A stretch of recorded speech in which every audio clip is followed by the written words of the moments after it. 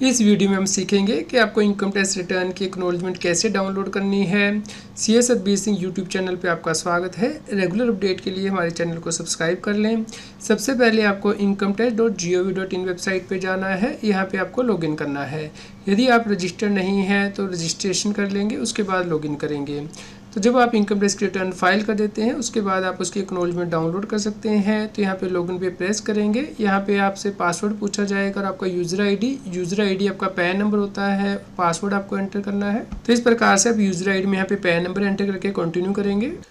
तो जैसे ही आप पैन नंबर एंटर कर दें, कंटिन्यू बटन प्रेस करेंगे, उसके बाद आपको यहाँ पे पासवर्ड एंटर करना है, कंटिन्यू करना है।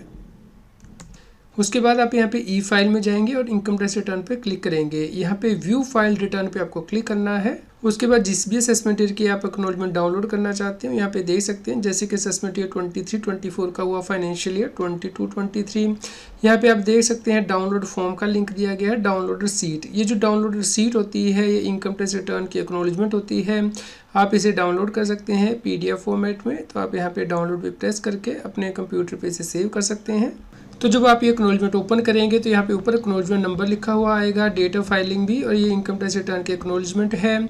तो यहाँ पे आप देख सकते हैं कि व्यक्ति ने कौन सी ITR फाइल की थी वो मेंशन किया होगा, ई फाइलिंग एक्नॉलेजमेंट नंबर दिया होगा, ITR उसकी ओरिजिनल है या बिलेटेड है, यानी कि ड्यू डेट से पहले फाइल किया बाद में ये भी मेंशन किया होगा।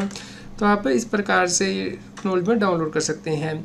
ये तभी होगा यदि आपने अपनी रिटर्न को वेरीफाई कर दिया था। यदि रिटर्न को वेरीफाई नहीं किया है तो उस केस में एक्नॉलेजमेंट दूसरे फॉर्मेट में डाउनलोड होती है। यदि आपने रिटर्न को वेरीफाई नहीं किया है तो एक्नॉलेजमेंट इस फॉर्मेट में डाउनलोड होती है। ये income tax return verification form है। आपको इसे साइन करके बेंगलोर भेजना होता है विद इन स्पेसिफाइड टाइम, यानी कि 30 डेज़ के अंदर। यदि आप ऐसा नहीं करते हैं तो जिस दिन ये वेरिफिकेशन होती है उस दिन माना जाता है कि आपने ITR को फाइल किया है, और उस केस में जो लेट फीस है, जो अदर कॉन्सिक्वेंसेस होते हैं ITR को नहीं फाइल करने के, वो आपके ऊपर लागू हो जाते हैं। तो इसलिए इंश्योर कीजिए कि आप अपनी रिटर्न को विद इन टाइम जो वेरीफाई कर दीजिए। तो जब आप वेरीफाई कर देते हैं उसके बाद जब आप दोबारा डाउनलोड करेंगे एक्नॉलेजमेंट तो उसी फॉर्मेट में आएगी जैसे कि हमने पहले डिस्कस किया है। सरकार के द्वारा इनकम टैक्स रिटर्न फाइलिंग के लिए बहुत बड़े बदलाव किए गए हैं, जो कि आप CS Satbir Singh YouTube channel पे देख सकते हैं, वीडियोस के अंतर्गत भी, प्लेलिस्ट के अंतर्गत भी।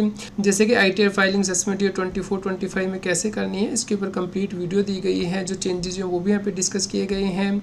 उम्मीद करते हैं आपके लिए यह न्यूज़ यूज़फुल हुई होगी। कृपया लाइक करें और शेयर करें ताकि सभी लोगों तक ये जानकारी पहुंच पाए। यदि आपको कोई क्वेश्चन हो इनकम टैक्स रिटर्न फाइलिंग से रिलेटेड तो आप हमें वीडियो के नीचे कमेंट करके जरूर बताएं। रेगुलर टैक्स अपडेट के लिए इस चैनल को सब्सक्राइब करें। आप हमें Telegram app CS Satbir Singh टैक्सिल पर ज्वाइन कर सकते हैं ताकि आप GST और इनकम टैक्स के रेगुलर अपडेट अपने मोबाइल पर ही प्राप्त कर सकें।